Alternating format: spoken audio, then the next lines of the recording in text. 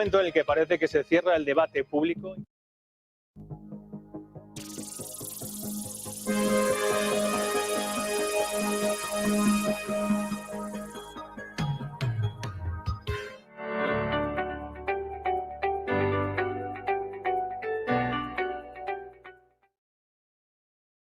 Buenas noches, queridos amigos, bienvenidos a un programa más de Origen. Hoy tenemos un programa especial por varias circunstancias. La primera, como ustedes bien pueden apreciar, si llevan la hora religiosamente igual que un servidor, empezamos una hora antes, dominados por las circunstancias geopolíticas y económicas que condicionan también de lo que vamos a hablar esta noche. Saben ustedes que en apenas una semana la contienda electoral más trascendental, por lo menos de lo que se llama Occidente, de lo que se llama mundo libre, de lo que depende al final la economía y la política en Europa y en España, va a tener un acontecimiento, un punto de inflexión que va a marcar desde luego no solamente los 4 años, sino puede que el devenir de Europa, de Estados Unidos, del G7 en el próximo siglo XXI. De todo esto vamos a hablar porque hoy no me puedo enrollar, ya que en concomitancia con estas circunstancias, en una hora también tenemos una intervención importante tanto de Kamala Harris como de Donald Trump, por eso el programa hoy durará ligeramente menos y no volveremos a este ruedo de debate hasta después de las elecciones norteamericanas, a analizar ya todo lo que haya pasado. Dios sabe lo que sea y esperemos siempre que sea pues en clave pacífica y desde luego pues de la mejor manera para todos nosotros. Hoy vamos a tener un programa en el que vamos a hablar precisamente de algo que cada vez resuena con más interés y con más fuerza en Estados Unidos, que es el proteccionismo, esa America First, esa América para los americanos, que ha sido un canto que ha servido tanto para la protección como para la defensa de los intereses de Estados Unidos en toda América, ha variado, pero que ahora vuelve a copar gran parte de la política norteamericana. De eso vamos a hablar esta noche con excelsos invitados y personas, desde luego, con una dilatada trayectoria que van a desgranar las claves de lo que va a suceder en Estados Unidos y, sobre todo, por qué ahora mismo empieza a resonar este nuevo canto y si es beneficioso o no para Estados Unidos y para aquellos que estamos bajo el ala, el paraguas ideológico, político, geopolítico del hegemón que ve cada vez más pues, en peligro su posición. Y esto explica en gran medida lo que está pasando en todo el mundo. Lo vamos a ver enseguida aquí, en Origen.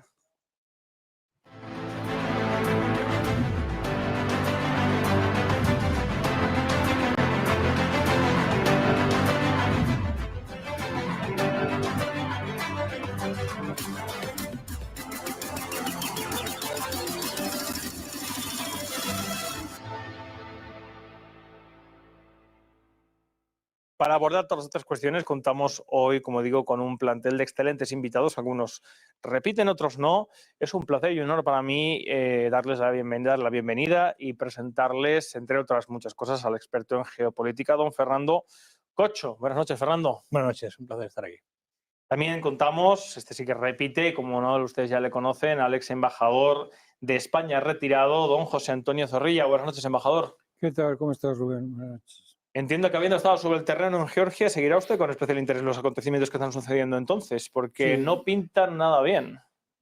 Lo sigo con muchísima preocupación y no puedo decir que sean buenas noticias. Parece que los americanos no han aprendido nada del 2014 del Maidán en Ucrania y hasta es posible que intenten repetir la operación. La respuesta rusa, me temo que si es así, en este caso no va a ser tan pacífica como aquella, ¿eh? Mucho cuidado. Y todo esto hay que decirlo cuando ya el problema del Cáucaso estaba en vías de solución, por Dios. Estaba en vías de solución. ¿Usted cree que la mano de Estados Unidos está directamente en lo que estamos viendo en Georgia? Absolutamente. No se conforman con la victoria de la ¿cómo se dice esto? De la nueva administración, que lo único que quiere es vivir en paz, por Dios. Pero si lo habían dicho, es decir, cuando ellos dijeron vamos a pedirle perdón a Osetia del Sur, y dijo en ese momento Lavrov, vais por el buen camino, se puede hablar de una recuperación territorial de Abjasia y Osetia. Bien, bastaba solo que ahora la Unión Europea dijese venir aquí y superamos el planteamiento binario de con unos o con otros. No ha habido forma. O sea, Europa ha cometido un error gravísimo y les dice que si ponen en marcha una ley de ONGs pagadas por extranjeros, va a impedirles que entren en la Unión Europea. Una salvajada porque en Estados Unidos, si tú trabajas para una empresa extranjera sin declararlo, es traición. Muy pendientes de lo que vaya pasando en Georgia también y en Moldavia. Para completar también el programa de esta noche contamos de sí, por primera vez, también es un honor presentarle a Jasiel París Álvarez, exmilitar español y politólogo. Buenas noches, Jasiel. Buenas noches, gracias por invitarme, Rubén. Es un placer tenerte esta noche aquí. También repite don José Ignacio Guterres de Gala, secretario general de la Confederación de Cuadros y Profesionales y exdirector de Caja Madrid. Buenas noches, don José Ignacio. Muy buenas noches. Encantado de repetir de nuevo en el debate. Un placer tenerte esta noche aquí. Bueno, voy a, sin más ya, presentar el primer tema, como sabes, porque hoy vamos un poquito más apurados de tiempo. Y el primer tema que quiero tratar con ustedes es Estados Unidos en el siglo XX. Antes de hablar de por qué hemos llegado a este punto fundamental donde el proteccionismo cobra un papel preponderante en la política norteamericana, Estados Unidos en el siglo XX, ¿cómo ha conseguido, cómo ha llegado a esa hegemonía, cómo se ha consolidado como esa primera potencia mundial y militar a nivel global, que no ha sido precisamente con una política proteccionista, ¿no, Fernando? Efectivamente, ha sido una política expansionista y básicamente de benchmarking. Imitar al mejor, generar el mayor corpus industrial, económico, siendo que Estados Unidos es un país, habiéndole robado, por ejemplo, a México más de 3 estados, consiguió ser un poderío económico desde la infraestructura más básica, agricultura, hasta la tecnológica. Y con ese supply totalmente bien engrasado, logran ser una potencia económica, industrial y, por tanto, militar. Y a partir de ahí proyectan, como todo supuesto imperio, hacia el exterior sus necesidades. Y de su exterior captan lo que necesitan o eliminan lo que no necesitan. Pero llega un momento en el que Estados Unidos, prácticamente después de la Segunda Guerra Mundial, no solamente se extiende y llega a ser la potencia preponderante Correcto. en ese mundo contra la URSS, sino que cuando se desmorona la URSS es el rey del mambo, es el que domina y es el hegemón absoluto del globo. Y sin embargo, una vez más vemos en la historia como eso no es garantía de nada. Correcto, porque el ethos calvinista, la propia visión protestante que fundamenta en Estados Unidos del trabajo y del avance siempre hacia la riqueza y el mayor hacia el infinito, ¿no? Hacia el infinito y más allá, que diría Baudelaire, genera que no sepan controlarse. No sepan controlarse esos impulsos de nuevo Estado, es un Estado que tiene 200 y pico años, no tiene más, no controlan la capacidad de ambición, hasta dónde puedo llegar y quién me lo va a parar. Y ese sentimiento de necesidad de generar un proceso identitario, cultural, social, político, le hace que no sea consciente de que es el momento de cambiar la estrategia geopolítica y continúan con la misma estrategia. Entonces eso provoca un enconamiento al cabo de 20, 30 años que nos lleva a lo que tenemos ahora. Repito, no, como siempre digo, no esperen a que dé el turno de palabra para intervenir o para interrumpir. Ya estoy aquí si veo que la cosa es mala, cosas que supongo que no, porque estamos entre caballeros. Jasiel, ¿tú estás de acuerdo con lo que ha explicado Fernando? Hay un matiz. En primer lugar, tendríamos que definir un poco lo que es el proteccionismo y a qué se opone. El proteccionismo vendría a ser las políticas que un Estado emprende para proteger su producción nacional. Medidas que podrían ser desde combinaciones de subsidios a la industria propia con aranceles a los productos que vienen de fuera para intentar maximizar la exportación por un lado, pero no la importación, y por otro lado el mercado interior. Y esto se opondría al otro modelo, que es el librecambismo. La idea de que un comercio más o menos desregulado entre diferentes países sería beneficioso para la totalidad de los actores. El librecambismo tiene el defecto en la práctica de que muchas veces los países que están en diferentes niveles económicos, al competir en unas condiciones no pactadas y no reguladas, pues unos pierden y unos ganan de una forma muy abismal, ¿no? Y el país que tiene menor inversión en su propia industria, por ejemplo, suele ser estafado a la tasa de cambios por el país que tiene una mayor capacidad. Entonces, el proteccionismo nace como una forma de protegerse cuando hay un desequilibrio entre actores, protegerse en las transacciones económicas. Estados Unidos, como hemos hablado aquí, ha brillado por ser el campeón del librecambismo, al menos en lo que hemos conocido los nacidos en la segunda mitad del siglo XX. Por el dominio del dólar, preponderantemente. Efectivamente, allí donde lleva el dólar, exporta no solo la democracia, como dicen ellos, sino la economía de libre mercado, que en realidad suele ser la economía del mercado más poderoso y su derecho a explotar los recursos naturales, la mano de obra barata de los países que caen bajo su órbita, ¿no? Pero, que es el matiz que quería introducir, previamente, ponemos por ejemplo en el siglo del 1800, Estados Unidos fue una potencia con grandes dosis proteccionistas. Hamilton, otros elementos de Estados Unidos que a su vez se remontan a figuras alemanas como Fichte y la teoría del Estado comercial cerrado, List y el sistema de economía, o sea, teóricos que habían postulado proteccionismo.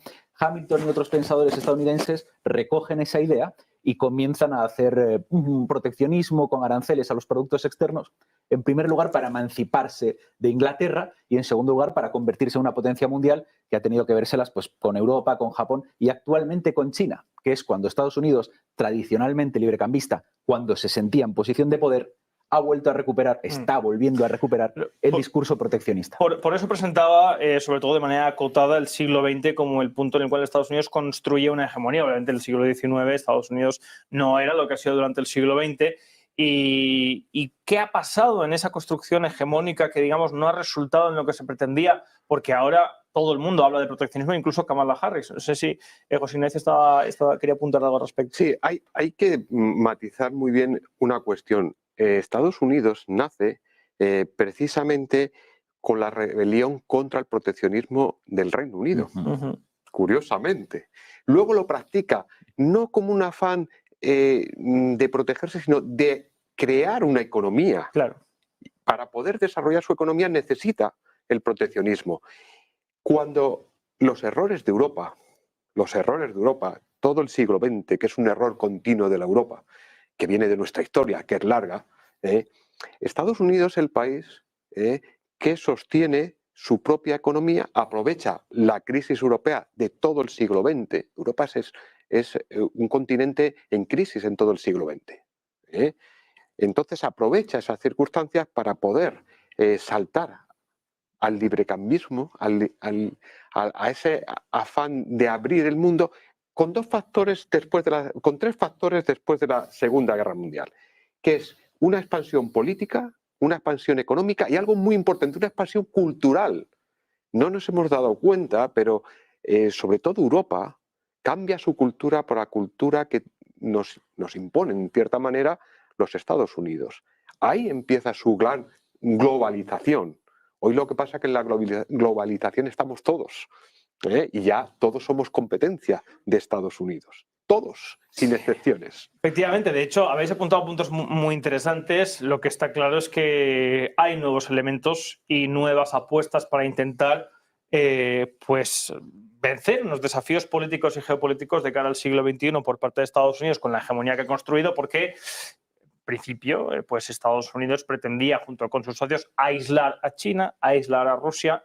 Hemos visto lo que ha pasado la semana pasada con los BRICS, es decir, se puede ser más o menos crítico con estos regímenes políticos que estén constituidos más al margen, digamos, de lo que estamos acostumbrados en Europa y en Occidente como democracia, respeto a las libertades y tal, pero no están aislados. No solamente no están aislados, sino que además cada vez están planteando elementos de cohesión, sobre todo en clave de mercado y en clave económico, pues alternativas que incluso llegan a ser ilusionantes para potencias emergentes que llevan 70 años diciendo, oigan, ¿cuándo voy a dejar de ser emergente y voy a emerger de una vez? Y esto se lo planteo porque me gustaría que tratáramos cuáles son los desafíos políticos y geopolíticos del siglo XXI para Estados Unidos y sus socios que llevan a hacer este viraje otra vez hacia el proteccionismo que no escuchamos en Estados Unidos desde hace 80 años. Embajador. Bueno, en fin, vamos a ver. Toda la historia del siglo XX para los Estados Unidos de América es la lucha por el libre cambio. Totalmente. Toda. Es decir, en la Primera Guerra Mundial todavía es solamente un comienzo. Son, seguro que los conocéis todos, Ludwig von Mises y la escuela esa, ¿cómo se dice?, austriaca, ¿no? El grupo de Monte Pelerin, Pelerin, si quieres, ¿no?, en Ginebra, tal, que son los que, ante el horror suyo, ven que se hunde el imperio austrohúngaro y surgen 8 países. Claro, esto no puede ser. De pronto hay 8 regímenes aduaneros que rompen la unidad del mercado. Desde entonces van a estar totalmente en contra de ello y a favor del libre cambio. Sobre esto hay un libro muy interesante que es Los globalistas, de Kim Svoboda, lo recomiendo. Entonces, nada más producirse el comienzo de la Segunda Guerra Mundial, hay un encuentro crítico. Se encuentran en un crucero, en un destructor, en un barco de guerra americano, se encuentran Churchill y Roosevelt. Y la primera pregunta, está documentado, lo sabemos positivamente. La primera pregunta que le hace Roosevelt a Churchill. ¿Y qué va a pasar con las preferencias del Imperio Británico? Porque yo no voy a mandar a morir a mis chavales, a mis boys, por un imperio. Churchill se quedó. Estamos muy contentos con nuestras preferencias imperiales, funcionamos, tal. O sea, ya desde el principio lucharon para romper mercados, como habían hecho en Japón, que rompieron ahí, si te acuerdas, el Comodoro Perry, para abrir mercados, entra allí con su barco. Siempre es la búsqueda de la libertad del mercado. Y empieza en Estados Unidos el tema en el orden institucional, con esas instituciones que todos conocemos, la Ronda de Uruguay, el GATT, no sé qué, hasta que terminamos en el WTO, el World Trade Organization. Y se lo han cargado. Se lo han cargado. Es decir, de pronto así es una verdadera, no sé, es que para mí es una de las cosas que más me sorprende de lo que estoy viendo, como estoy viendo que Estados Unidos no sigue una política democrática, que adopta una posición, yo diría, terrorista, en el caso tanto de Ucrania como ahora en el Cáucaso con estos pobres georgianos. Y, en fin, ya lo del libre comercio ya es el colmo, es una cosa que es que todo hubiera podido imaginar, menos que se viniera abajo el alma misma de lo que son los Estados Unidos económicamente, que es el libre comercio. ¿Cómo se ha encargado el WTO? Pues de una manera muy sencilla. Que es el núcleo duro de la Organización Mundial de Comercio es el mecanismo de resolución de disputas. Hay un tribunal. Entonces tú, por ejemplo, dice Trump, voy a poner aranceles a las aceitunas negras. Y entonces tú vas al tribunal y dices, no, mire, usted no se puede porque el artículo 2, el artículo 6, el artículo 4, hemos firmado aquí y tal. ¿Qué han hecho los Estados Unidos? Vetan absolutamente el nombramiento de cualquier juez.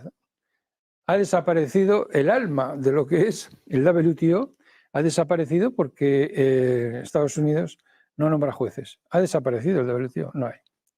Este es el problema. Y esto viene como consecuencia de un hecho inédito en la historia de Estados Unidos.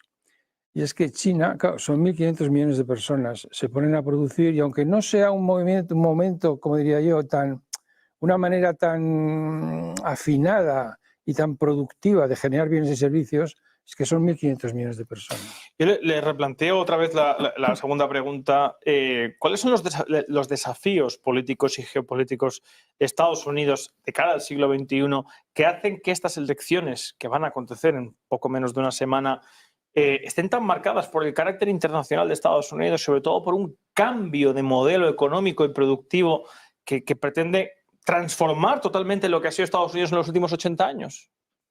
Pues que está ganando China. Correcto, correcto. Pues que está ganando China y que ellos ven que eso es un problema de seguridad. Y no es un problema de seguridad. O sea, si el MIT ahora es segundo en matemáticas y los primeros es la Universidad de Tsinghua, eso no se resuelve mandando un portaaviones al mar de la China, ni 2 ni 3.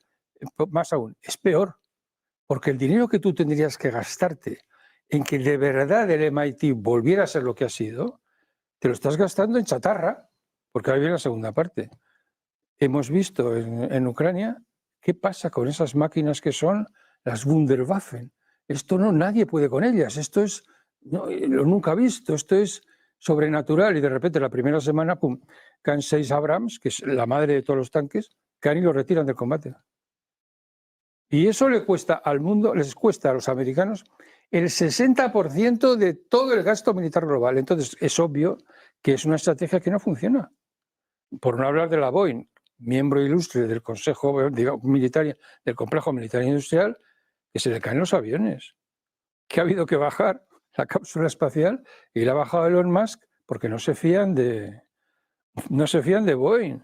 Y quien les da de comer, el colmo de la ironía, quien da de comer a los de la cápsula espacial son los rusos con cápsulas no tripuladas. Esto es que va por mal camino, que es evidente que lo que tienen que hacer es un reset y no lo pueden hacer. Entonces, de ahí viene el proteccionismo. Pues ahora nos cerramos. Y ahora tú dime, o decirme todos, ¿cómo es posible que un país que es el 40% del mercado mundial se pueda aislar? Pues esto va a ser una catástrofe absoluta porque va a suponer incremento de los precios y encima, además de eso, exigen que la generación de valores añadidos no se haga donde es más razonable económicamente, sino en sitios amigos. Entonces ya vamos camino de una época económica muy mala. Vamos a ver enseguida las consecuencias que puede tener ese proteccionismo, pero Fernando quería apuntar algo al respecto de los desafíos que presenta Estados Unidos ahora mismo. Estados Unidos en este momento tiene una fractura social que va a ser irreversible. Da igual quién gane, 60-40, 59-61. Una fractura ideológica. Ideológica y social. Social. Más que ideológica, de clase. De clase, sí. Sí, así es, de clase. Y en ese momento, gane quien gane las elecciones, ninguna de la otra parte se lo va a creer. Por tanto, estamos acercándonos a un enfrentamiento, no guerra civil, pero bueno, civilismo, sí, también. ¿Pero clase quieres decir entre pobres y ricos? No, ¿o? entre globalistas y, digámosle, los rednecks, digamos, la América profunda y la supuesta América progresista, Kamala Harris y demás. Ese conflicto, que es un conflicto irredento e mundo constituyente, digámoslo así, es antinómico. Los dos no pueden coexistir en el siglo XXI. Entonces, quien gane, sea quien gane, tendrá al otro lado otra antinomia que le va a oponer, ya sea Texas, ya sea California, ya sea Miami, ya sea los propios conflictos internos económicos y sociales, que va a generar una fractura. Una fractura que más de los Proud Boys o el del 5% y toda esta gente, más que esto, va a generar un conflicto interno en el que o se reconstruye o se rehace un nuevo proceso identitario, no solo American Way of Life, sino, como dice el embajador, se reconstruye una forma de reset diferente. O no es que China le supere, que le quedan 3 puntos para superarle económicamente y unos 4,5 para superarle militarmente. Es cuestión de tiempo. Sino es una fractura en la que sus aliados, sus vasallos, los europeos, no van a poder hacer nada, mientras que los BRICS, como he dicho antes, ya han pactado un acuerdo entre ellos en el que se respetan sus cuotas de poder. Me recuerda a un nacionalista ruso que dijo hay que dividir por necesidades culturales el mundo y fíjate lo que le pasó, acabó muerto. Y va a generar eso. Es decir, los BRICS se van a poner de acuerdo, van a comerciar en un comercio siempre irregular, pero bueno, la evolución de la ASEAN es que en el año 2026 2/3 de la economía estará en 1/3 de la población. Y evidentemente eso es China, pero también es Taiwán, porque Taiwán no está reconocido por Estados Unidos, también es, por supuesto, toda Asia. ¿Qué pasa con Oceanía? Turquía ha sido un aliado clave de Estados Unidos. Turquía se ha pasado a los BRICS. Sí. Turquía es muy inteligente, ¿no? Solo van a sus intereses. Es un problema importante esto para Estados Unidos porque sí. Turquía ha sido estratégicamente clave para Estados Unidos en Oriente. Y la India ha cambiado periódicamente de bando. Y Egipto ha cambiado periódicamente de bando. Entonces, Estados Unidos no se ha dado cuenta de que mientras ellos explotaban a los países, digámoslo así, bajo sus exigencias de potencia hegemónica, otras potencias se unían para no explotarse de la misma manera. Entonces, o lo resuelven o lo resuelven. O lo van a resolver los demás por ellos. Ese es el problema. Hay una cosa que sucedió, perdón, una cosa muy rápida, el Banco Mundial. Claro. Se dirige China a Washington y dice, bueno, mi cuota en el Banco Mundial es ridícula, de país subdesarrollado. Denme ustedes una cuota de lo que soy. Dijo Estados Unidos, jamás. Esto es un error monstruoso. ¿Qué hizo China? Montó su propio banco, el Banco de Desarrollo de Infraestructuras del Pacífico. Hoy da bastante más dinero ese banco que el Banco Mundial. Eso es un error monstruoso. Bueno, eso es solo el banco. Lleva eso al orden global. ¿Y saben los BRICS? Claro. Ahora además se ha desvelado ya por qué China y Rusia estaban comprando tanto oro. Claro. Porque el 40% del oro va a ser el que respalde esa stablecoin de esa nueva moneda que se pretende poner en marcha para el comercio global. Eso es otra cosa. No, ahí no, ya veremos a ver eso. Pero el otro está claro. Ellos dicen, nosotros somos la casa brillante sobre la colina. Y Israel no ha cruzado ninguna línea roja. Claro, la gente se mete en el BRICS y bueno, tú dirás que eres la casa brillante sobre la colina. Se refiere a Estados Unidos. Sí, no lo vemos igual. Lógico, normal. Pero lo que ocurre ahí es que los BRICS, exceptuando Rusia y China, tienen también una inestabilidad política tremendamente peligrosa. Y además una inestabilidad política que puede hacer cambiar en cualquier momento sus posicionamientos pros o contra Estados Unidos. Esa es una debilidad en esos BRICS. Podemos hablar de Brasil, podemos hablar de Sudáfrica, porque aún hay un factor político democrático que puede tambalear eso. En Turquía, por ejemplo, curiosamente, ese factor político es menor porque Erdogan tiene la estructura del país perfectamente controlada. Lo que pasa es que Turquía también tiene un riesgo muy grande al incorporarse al BRICS. No olvidemos que son 84 millones de habitantes, que es candidato a entrar en la Unión Europea, que no entrará nunca, porque llevan dándole largas bastante tiempo. poblacionalmente la estructura de la Unión Europea.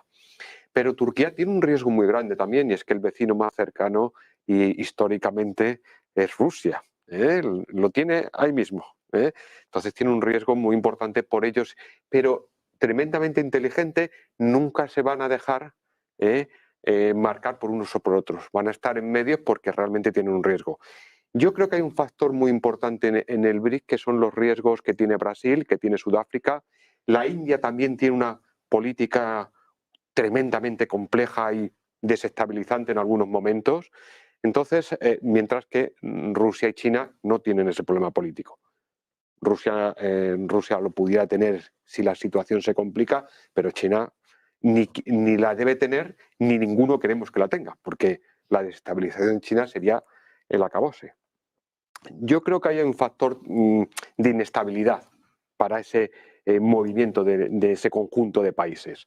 Otra cosa es que a largo plazo, y yo creo que a largo plazo, el factor de la India, con los problemas culturales que tiene el propio país, pueda llegar a ser un desarrollo económico comparable a China. Ese sería el factor, digamos, más desestabilizante. Aunque la India tiene unas objeciones para el desarrollo económico muy grandes. Y ahí el embajador podría darnos mucha más luz de lo que yo voy a decir ahora. Pero no olvidemos que todos los países, no todos, pero la gran parte de los países que tienen sus propios modelos económicos, sociales, culturales, de evolución progresiva interna, incluyendo la India, incluyendo la difícil República Islámica Teocrática del Irán, Sudáfrica, tienen la capacidad suficiente como para generar un proceso de mejora. No que lo vayan a conseguir, digo que lo tienen. La India tiene un problema de las castas y un problema social y cultural, pero también le permite un control social muy riguroso, por tanto una planificación, hablando de distancias, como la ha hecho China. Sudáfrica ha tenido ya la superación de los Xhosa, los zulúes y los africanos, ya se ha más o menos calmado, ¿vale? Está la provincia agrícola, está en la industria, pero tiene un potencial económico militar muy importante. De hecho, hasta el año 1999, 2000, 2001, era la mayor empresa de fabricación y producción y entrega de armas de toda África, por encima de Estados Unidos. Entonces, los BRICS tienen capacidad de cambiar. Otra cosa es que lo consigan, o lo hagan, o se sometan a otros principios. Inestabilidad, sí, pero esa inestabilidad les ha enseñado también a no creerse las ovejitas blancas ni de los blancos europeos ni de los anglosajones. Entonces, yo creo que hay posibilidades. Ahora, a ver, el futuro siempre es una incógnita, ¿no? Ya sé, ahora te dejo a ti, pero voy a presentar ya la tercera pregunta, que es de estos desafíos políticos que tiene Estados Unidos de cara al siglo XXI, sobre todo por el auge de China, India, los BRICS, aliados estratégicos clave en el siglo XX que empiezan a hacer aguas o que empiezan a decir, oigan, aquí es que no emerge nadie, o sea, vamos a ver si así por lo menos emergemos. ¿Es el proteccionismo realmente la solución para Estados Unidos en esa carrera frente a China y los BRICS? ¿Es realmente la página que puede poner en marcha Trump en este segundo mandato, que además no viene como en el primero, sino que viene ya conociendo las bondades y sobre todo las maldades del establishment político norteamericano, del complejo militar industrial, del complejo y la administración que se ha construido desde la Segunda Guerra Mundial hasta hoy? ¿Es el proteccionismo realmente la solución que puede reconvertir a Estados Unidos para que siga siendo un agente político clave en el siglo XXI? Pues las herramientas políticas proteccionistas pueden dar buenos resultados y pueden dar malos resultados. O sea, en economía no hay que ser totalitario y decir siempre que se bajan impuestos el resultado va a ser bueno, siempre que se suben va a ser bueno, siempre que proteges la industria va a ser bueno. Hay, por ejemplo, casos donde países han aplicado el proteccionismo, hay varios casos en América Latina y esto al final ha sido un desastre porque la industria nacional quizás no estaba lo suficientemente desarrollada en ese momento o porque se han repercutido los costes de ese proteccionismo al propio consumidor del propio país, que veía encarecidos los precios. Hay otros ejemplos donde ha sido exitoso el proteccionismo. El caso de cómo Estados Unidos, lo hemos mencionado aquí, creó y cultivó su infraestructura, su industria. El caso de Inglaterra en su día, unos siglos antes, con respecto a Holanda, Países Bajos, el caso de, qué sé yo, Corea del Sur, el caso de Taiwán. Hay casos donde es exitoso y luego hay medidas concretas de proteccionismo que fracasan y medidas concretas que son exitosos. Entonces, en economía no hay que ser totalitario y la clave está en que una intervención estatal, como es el proteccionismo, puede ser un fracaso, pero ninguna intervención estatal es siempre un fracaso asegurado. O sea, si no hay un plan, algún tipo de plan industrial o de plan económico, lo normal es que las potencias más grandes te devoren. La incógnita es, siendo Estados Unidos una de esas potencias más grandes, ¿puede el proteccionismo funcionarle? Porque los casos que hemos mencionado eran de países que o bien en su momento o bien ahora eran potencias o ni siquiera potencias, países pequeños y sin industria que tenían que desarrollarla. El proteccionismo les ayudó a crecer hasta el nivel de ser un poder industrial. Pero un país que ya es una primera potencia mundial y que, como decía el embajador, está conectado, es como la principal fuente de comercio internacional, ¿puede recurrir al proteccionismo? En términos absolutos, no. En términos relativos de, por ejemplo, un arancel a un producto concreto. Ahora mismo estamos viendo aranceles a los coches eléctricos chinos, baterías solares. Claro, pero el problema que tiene Estados Unidos realmente no sería ese, es el hecho de decir, oigan, antes de la Primera Guerra Mundial, Estados Unidos era la fábrica del mundo, los que fabricaban neveras, fabricaban coches, fabricaban cosechadoras.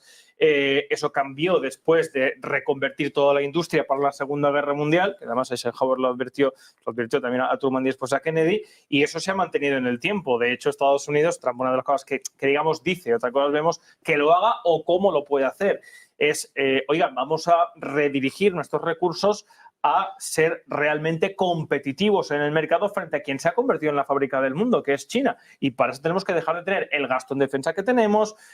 La gente de alguna manera empieza ya a ver que tanta guerra... Estamos hablando de 13 intervenciones militares directas de Estados Unidos en los últimos 40 años.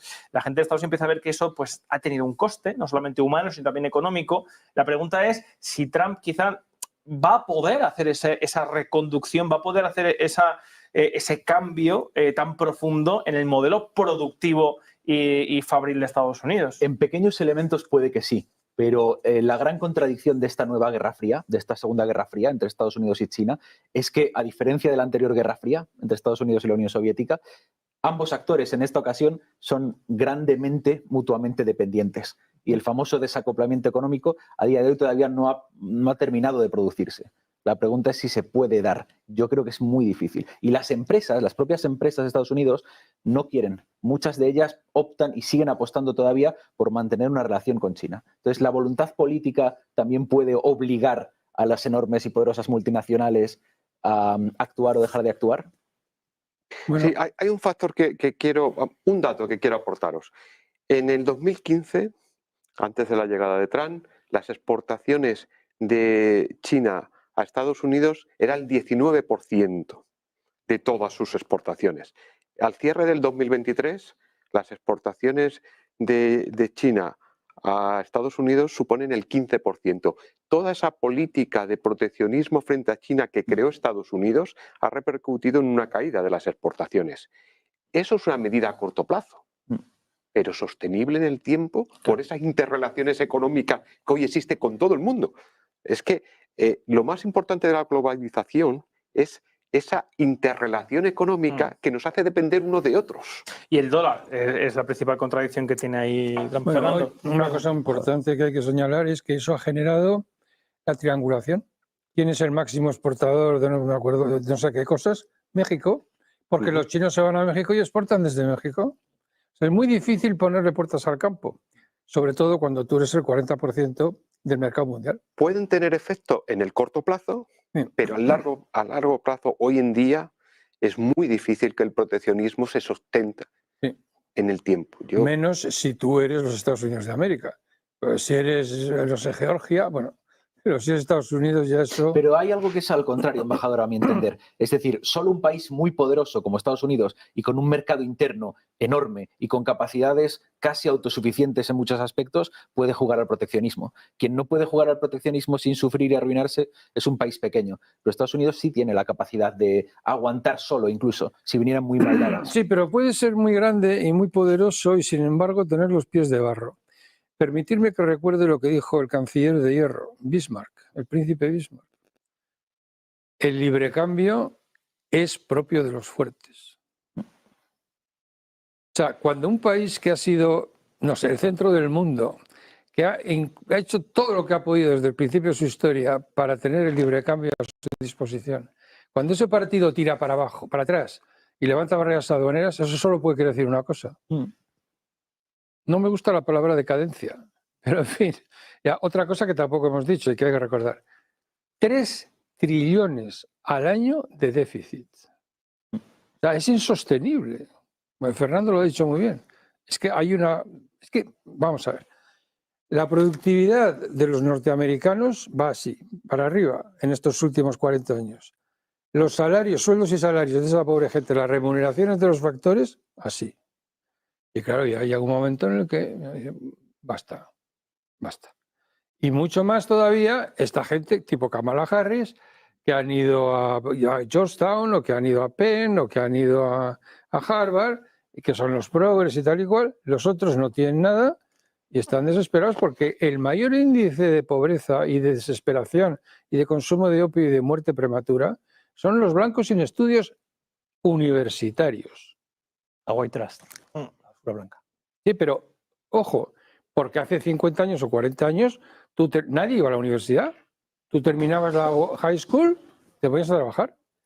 El que hizo esa apuesta hoy se ha tomado ya 2 pastillas de opio y se ha muerto.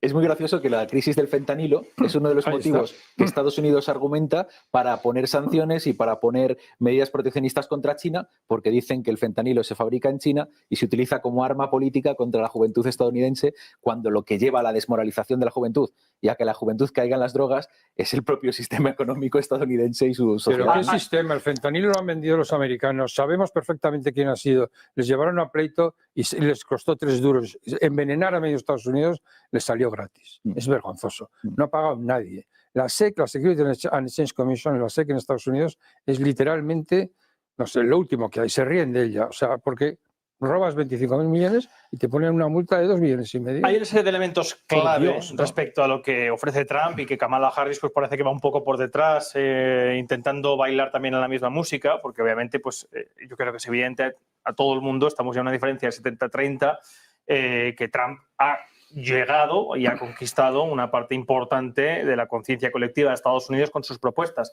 Uno, acabar total y absolutamente con el conflicto en Europa, particularmente con Ucrania, intentar restablecer las relaciones entre Estados Unidos y Rusia. 2, control fronterizo respecto al flujo migratorio. 3, un fracking como no se ha conocido en la historia de Estados Unidos, extraer petróleo prácticamente como si se ordeñara una vaca.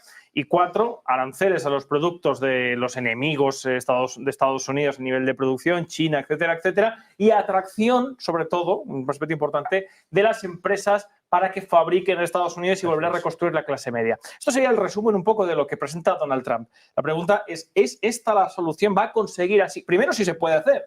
Y segundo, si por el camino no se va a dejar cosas más importantes.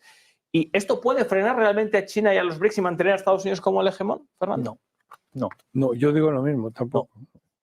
Podría, sí. Y aparte, perdón, y otra cosa que quiero encajar. Hay una cosa que yo no entiendo en todo esto y es dónde encaja aquí Elon Musk. Porque Elon Musk, que solo pide desregulen, claro, porque él quiere llenar el espacio de su producto y dominar el producto tal, eso iría diametralmente en una línea opuesta del conservadurismo de Donald Trump.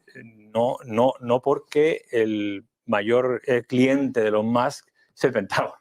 No lo olvidemos. Por tanto, hay, si quieres, una liberación legal que tiene un compromiso para poder comprometerte económicamente con gran potencia como pues es el entonces es perverso. Entonces. Sí, bueno, Elon Musk no es norteamericano, es sudafricano, tiene una mentalidad diferente. Está habituado a la dialéctica negativa. Yo soy lo que soy en virtud de lo que tú no dices que yo soy. Pero bueno, es un tema diferente. Yo creo que tiene la capacidad de Estados Unidos de resetearse. Lo puede hacer técnicamente hablando, lo puede hacer, pero cognitivamente no lo puede hacer. Porque eso significaría cambiar cognitivamente. No lo puede hacer. Porque significaría cambiar los procesos de nuevo identitarios que le harían poder liberarse de ese peso tan grande que ha tenido de hegemonía y de lanzar sus tentáculos y ahora no los puede recoger, porque si los recoge se queda sin nada. Cuando Foxconn dice vamos a censurar a China la producción de chips, dice vale, los tengo yo todos, ciérrame. Y Trump se bajó los pantalones, dice no, aquí no. Cuando hablamos del coche eléctrico chino, lo ponen con un arancel del 50% encima y es más barato todavía que el más barato de los coches de esa categoría. Entonces, es muy complicado competir con una proyección económica de expansión bien planificada como es el de China. Por ejemplo, en los años 80-90 se reían de China cuando la República Democrática del Congo, con el zinc y el zama que se explotaba, el minier, Sogem en el caso de España, la marca, digo, el minier, los chinos exportaban piedras y las tiraban al desierto de Sichuan, que sí tiene un conflicto chino muy importante ahí, pactado con los talibanes, hay que hablar de eso también. Y cuando de pronto, 10 años, 15 años después, la capacidad de extracción mineral se ha refinado, eso que eran piedras sin valor, estaban locos los chinos sacando piedras sin valor, ahora se ha convertido en la mayor volumen de reservas de tierras de cobre, zinc, zama que permite la tecnología. Entonces, por lo que estás diciendo, hay dos posibles respuestas al resumen que yo he hecho de lo que presentará, que es uno, o Donald Trump está dispuesto a ceder la hegemonía mundial Correcto. temporalmente a China mientras se reconstruye por dentro, Compartirla. o todo es mentira. Compartirla. ¿Tú crees que la va a compartir? Yo creo que o la comparte y se convierte, digamos así coloquialmente, en dos potencias siempre en conflicto tipo Guerra Fría, pero bueno, más o menos por sotoboche se comentan, se habla y se quieren y en luz pública se escupen, o habrá un conflicto directo. No es la trampa de Tucídides, no. Es un problema de supervivencia existencial desde el punto de vista de qué quiero ser en el futuro. Y el problema de Estados Unidos es que no sabe lo que quiere ser el futuro. No puedes quitarte la inmigración ilegal de golpe, porque significa el 32% del Producto Interior Bruto de Estados Unidos. No puedes reconstruirte tecnológicamente porque ya dependes de China y de otros países. No puedes mandar sobre Europa en ciertas posiciones como con las máquinas desembladoras de chips que tiene Holanda, que ya dice Holanda, perdón, Países Bajos, no te voy a hacer caso, y lo vende a China. O sea, se le van los flecos. No, pero si es peor todavía. Los chinos ya han llegado a los 3 nanos, el chip, nanometría, sí. nanometría, el 3, pero es que es más grave. Lo han hecho sin la prensa ultravioleta que hay que utilizar y que no pueden obtener porque se lo prohíbe Estados Unidos. Se ríen de ellos, que decir, tecnológicamente los tienen pero pillados. Es una cosa, no han servido para nada las sanciones contra los microchips. Están en la primera posición a pesar de las sanciones. Y luego otra cosa, mucho cuidado con los métodos de Trump, porque una cosa es que vamos a arreglar el país y vamos a eliminar la emigración y tal, pero es que Trump ha dicho que va a meter el ejército en las ciudades americanas. O sea, con mucho ojo, es decir, yo no sé lo que va a pasar. O sea, no sé, realmente ahora mismo, tal y como está eso así organizado, es un revolutum, es un totum revolutum que puede pasar cualquier cosa. Ahora, buena, ninguna. Estos días sí. Fíjate, yo quería una cita.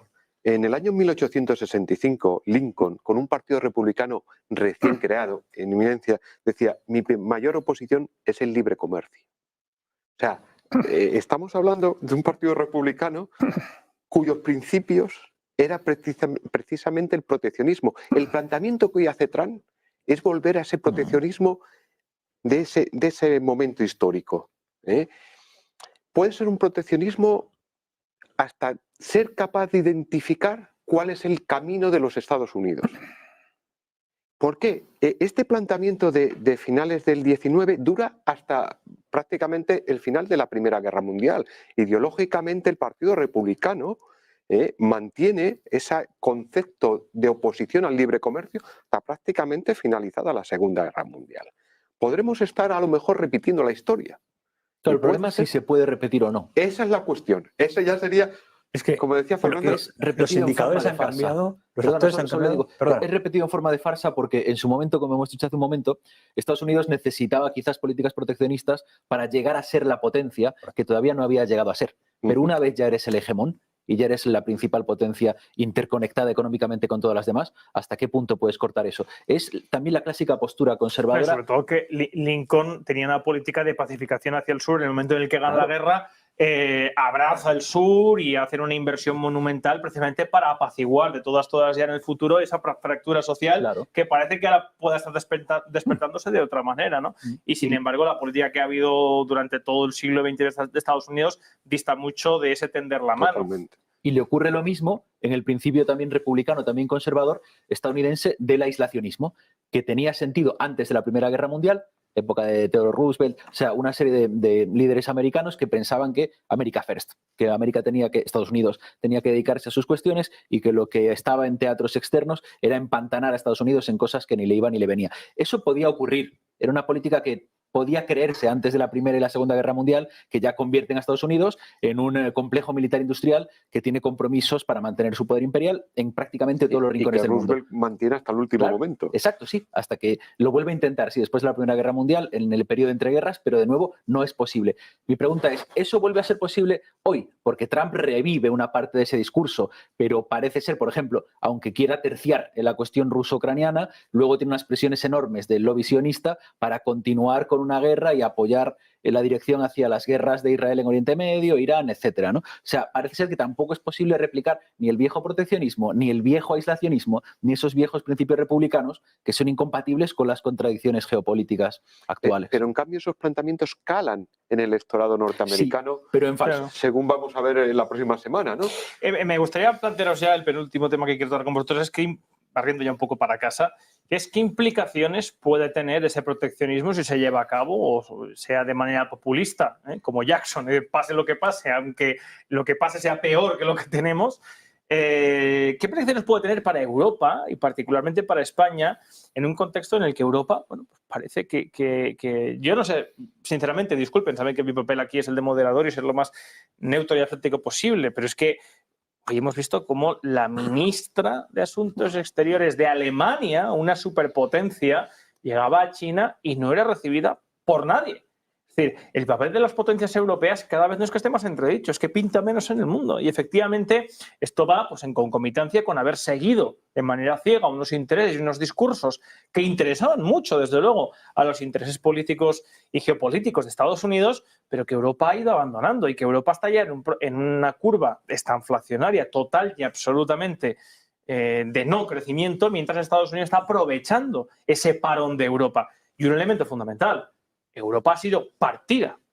Es decir, Rusia ha sido lanzada a los brazos de China, cosa que ya apuntó en su momento Henry Kissinger como algo peligrosísimo. Putin dijo hace un mes, la principal prioridad nacional de Rusia es volverse hacia Asia, algo que no pasaba desde antes de Pedro el Grande, y empezar a construir oleoductos, gasoductos, carreteras, corredores hacia el mercado oriental y olvidarse totalmente de Europa. Por lo tanto, ese proteccionismo, ¿cómo puede dejar a Europa y a España? Eso es trágico lo que has dicho. Eso es trágico. Y a mí me recuerda, porque yo tengo una cierta memoria histórica, me recuerda a la guerra de Crimea. La guerra de Crimea. Es decir, Estambul tenía que haber vuelto a ser cristiana, tenía que haber vuelto a ser Constantinopla, y ahí tendrían que sonar las campanas y se podría rezar en Santa Sofía y cantar un Te Deum o un oficio de difuntos. Si eso no es posible, es porque lo impidió Inglaterra. Quede claro. Y esa derrota, a pesar de la épica del sitio de Sebastopol, hace que Fyodor Dostoyevsky escriba al jefe y le diga: no nos quieren en Europa, es inútil. Vamos a Asia. Y en 1863 conquistan Tashkent, Asia Central. Y si Rusia está extendida hoy hasta China y todo eso por ahí, es porque los ingleses le impidieron, con la ayuda vicaria de Francia, el que tomara Constantinopla. Bueno, que volviera a ser Constantinopla. Y yo creo que ahora estamos en una situación un poco parecida. No nos queréis en Europa, un error monstruoso, porque primero fueron los que nos liberaron de Napoleón y nos liberaron de Hitler. Pero vamos a ver, ¿cuál es la novela del canon occidental más importante? La primera fue la Odisea, la segunda el Quijote, y la tercera es Guerra y Paz. Joder, pero vamos a ver, es que son el centro del mundo. Si a mí me preguntáis quién ha hecho más por la historia cultural de la humanidad, Estados Unidos o Rusia, yo diría que Rusia. ¿Qué hacemos tirándola por ahí en los brazos de China? Es un suicidio. Bueno, porque el BCE, que es de lo que depende la política europea, depende de la Reserva Federal. Pero un momento, terminamos. El futuro nuestro, ¿sabes cuál es? Los manguerazos de liquidez del Banco Central Europeo. Sí, un entorno inflacionario, altos tipos de interés y la ruina para todos. Y la destrucción política, porque lo que está pasando con la Meloni y con la señora Le Pen y con la AfD de Alemania se va a extender por todas partes y va a ser un verdadero guirigay. La culpa de todo, el mal gobierno de los Estados Unidos. Volverán a ser los 30 de la Europa Central, nacionalismos exacerbados y riesgos a lo que podría haber sido, no digo un Zollverein, pero sí algo que permitiera una unión entre federaciones. Más que un Zollverein, pero claro, hace falta tener gente civilizada al cargo, porque yo he hecho un vídeo sobre Macron, porque no entiendo a Macron, o sea, ¿no? Yo creo que ni él ni los franceses tampoco, tampoco. Pero fíjese una cosa, no sé si se acuerda del programa que hicimos aquí, que estuvo este invitado aquí con el coronel Baños, a quien mandamos un fuerte abrazo, Yuri también. Hablamos y se tanteó, se habló de que si Trump llegaba a la Casa Blanca, sería capaz de reconducir la situación con Rusia. ¿Ustedes creen realmente que con todo lo que ha pasado ya, con la voladura del Nord Stream, con Ucrania hecha pedazos, Rusia va a decir, bueno, pues venga, aquí no ha pasado nada y volvemos otra vez a llevarnos bien con Europa, etcétera, etcétera? Sí, si el que habla tiene credibilidad. Sí, es una Sarah Wagenknecht. Sí, es un tipo que tiene un discurso como lo que digo yo. Pero claro, si es en fin, no quiero decir el nombre que me viene a la cabeza, pero que Mr. Pesk, que pertenece a un país que está humillado por una colonia inglesa en su territorio, se permita el lujo de citar a Rudyard Kipling, que es el máximo exponente del imperialismo del Imperio Británico, para decir que nosotros somos el jardín y el sur global, la jungla. ¿Cómo no podéis entender lo que está pasando con los BRICS? Voy a dejar al resto en la última intervención, que tenemos que ir acabando, Fernando. Yo creo que... Pero todo eso, ¿qué implicaciones puede tener el proteccionismo de Estados Unidos para Europa, para España, y si hay alguna alternativa? No contamos para nada, no hemos sido capaces de buscar nuestro propio camino. Seguimos teniendo líderes en todas partes que no son conscientes de que el seguidismo no es el camino. No hemos generado un proceso de influencia suficientemente severo y no tenemos capacidad para hacerlo. ¿Por qué? Porque dependemos económica, geopolíticamente y militarmente de Estados Unidos y de sus aliados, la anglosfera, para entendernos. No podemos hacerlo. Nos queda ser la siguiente colonia a reconstruirse cual Babilonia. No lo creo.